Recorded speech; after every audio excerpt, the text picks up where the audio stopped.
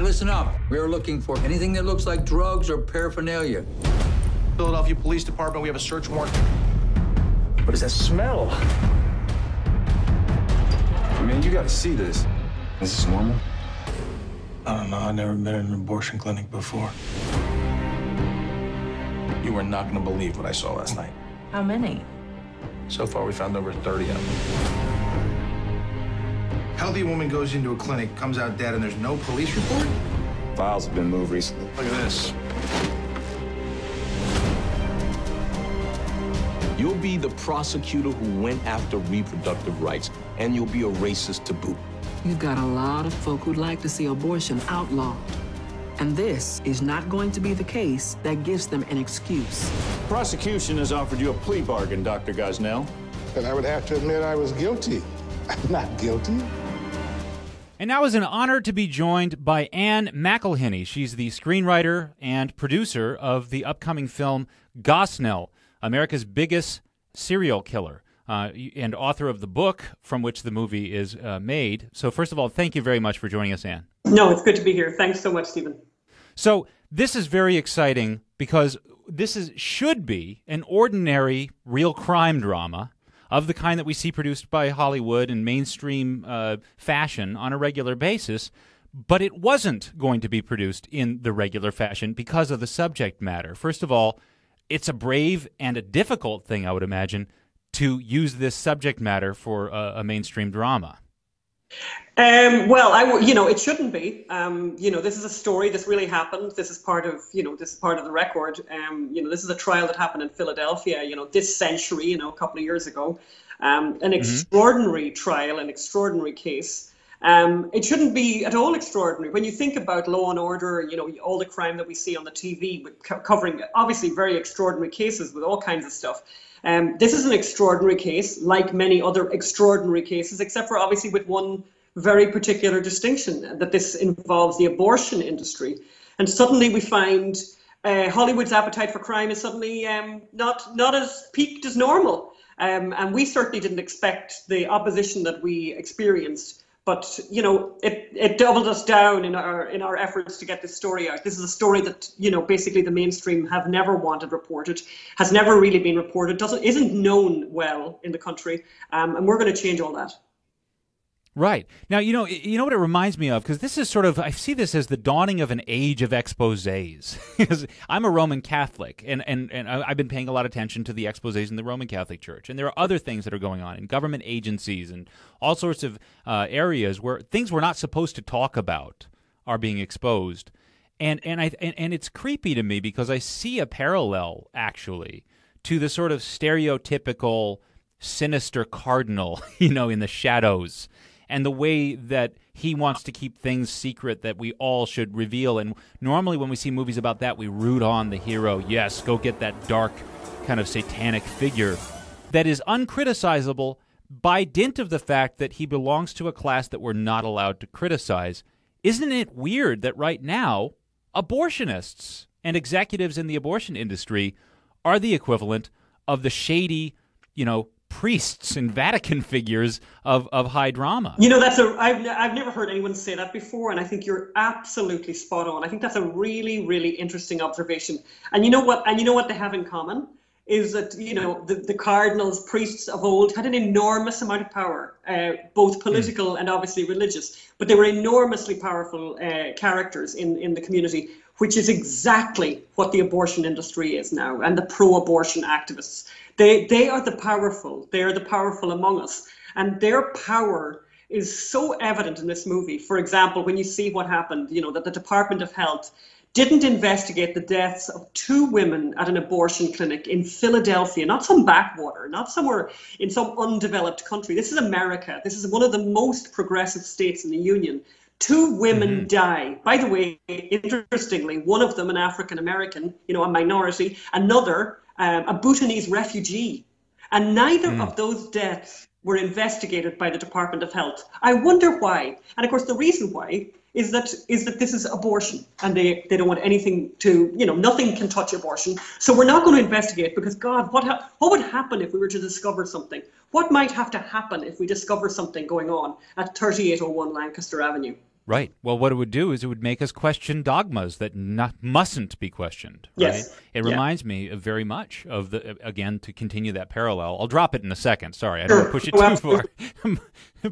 But that parallel, in other words, it turns out that dogmatism to the neglect of reality, that when it's brought to a point where it leads to idolatries and inordinate and sometimes costly of human lives respect for certain figures and beliefs, doesn't work well, even if it's progressive. Turns out, you know, like it doesn't matter if your beliefs are the politically correct ones. It still can lead to cover-ups. This is absolutely unbelievable.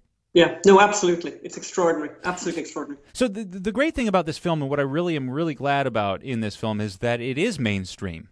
Yes. You know, I mean, this is, when we look at a lot of, on a regular basis, there are films that are made that are kind of politically correct and so forth, but they're very distinctively, I say, there's a tendency for them to be very distinctively, oh yes, this is in that category of low-budget film where you don't recognize any of the names in the credits, and it's just, isn't that sweet that some of our co-religionists, if you're Christian, or some of our, you know, allies in this and that and the other cause are trying to make a film of their own. This is different. What you're doing is absolutely mainstream. Big names are involved, and it looks and feels like a Hollywood film. Yeah, and I'm really glad you noticed that, and that's something that we were very clear about. I mean, this is, obviously there's a lot of, Christian movies that are made, low-budget Christian movies, and, they're very beautiful and very powerful in their own way.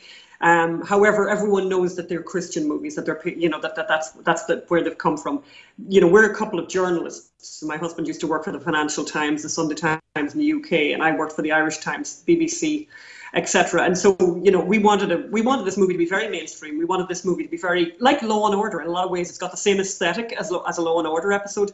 And so anyone flicking through channels when this is eventually on television will not see the difference between this film and anything else. And in some ways, that is important, very, very important, because we want a very wide audience to see this film, because people don't know anything about abortion, and they certainly are going to get a swift education when they see this. And it's not an education from pro-life activists. It's an education from a courtroom where abortion doctors who strenuously believe that what they're doing is right give evidence to explain to the jury what a good abortion looks like. And I can tell you that the jury were more shocked by what a good legal abortion looks like than they were by the description of the murders that Kermit Gosnell committed. Wow.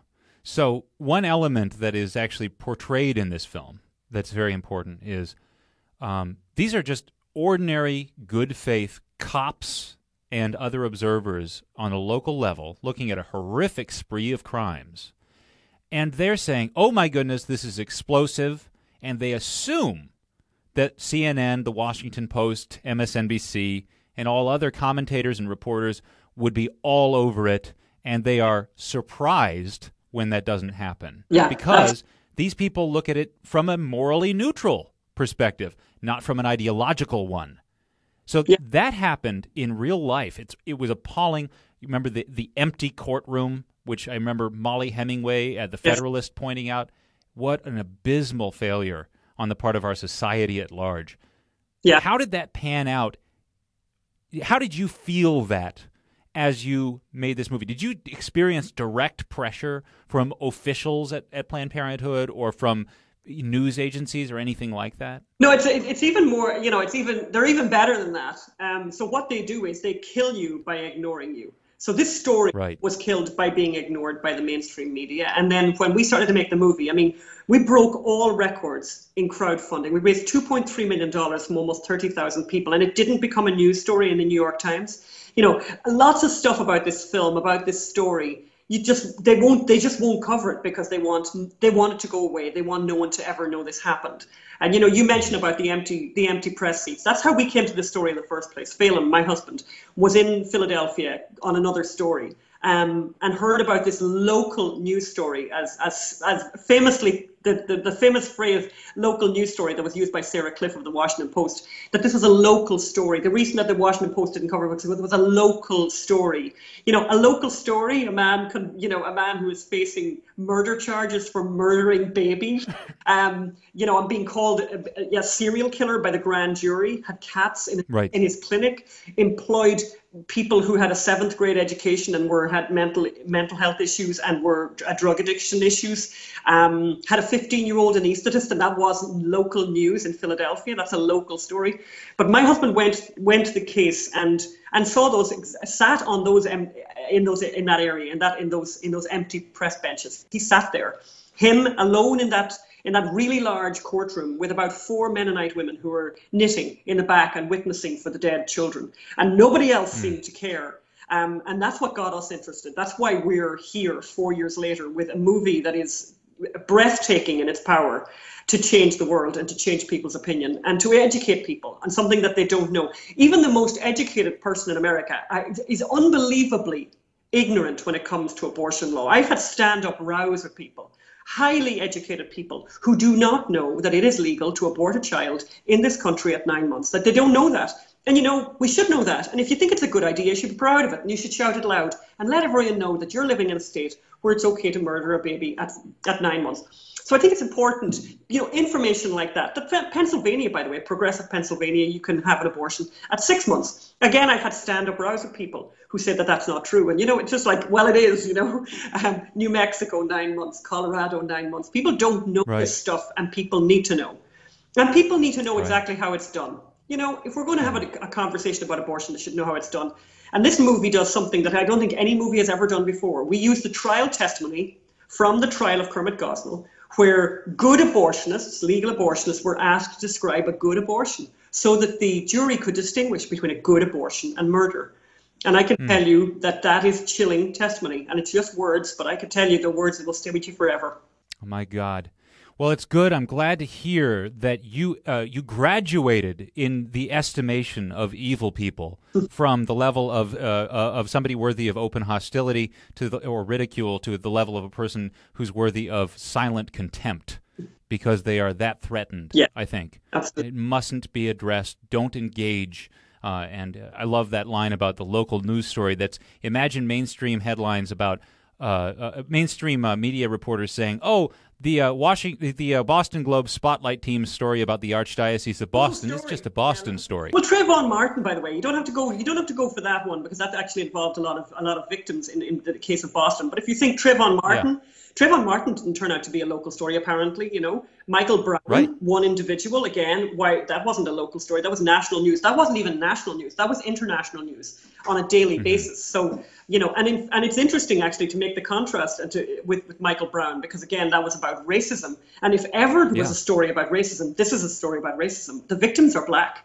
The victims are African Americans. In the main, the victims here are African Americans. Samika Shaw was an African American. No one's putting up a statue to Samika Shaw. A young African-American woman who died because of a botched abortion at Gosnell's clinic.